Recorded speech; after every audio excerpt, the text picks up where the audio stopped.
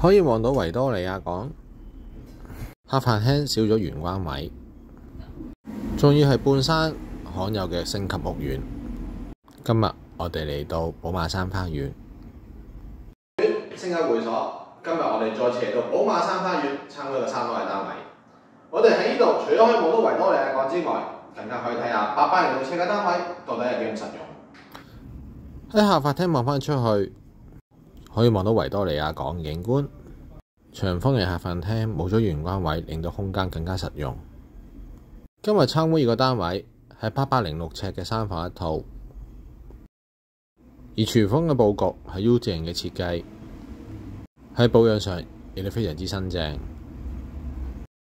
順帶一提，我哋今日參觀寶馬山花園，除咗有星級會所之外，更加有 shuttle bus 可以照顧返居民嘅出入。而第一間房係長方形嘅間隔，主要景觀都係向望返賽西湖方向。而浴室係有活動窗，增加返空氣流通，加上乾濕分離嘅淋浴間。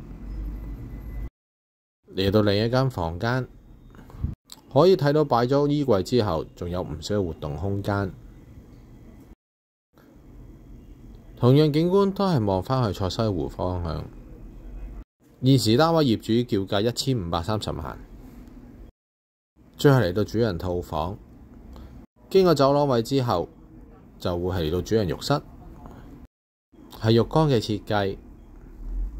而主人房可以放到雙人床之後，可以做到3邊落床。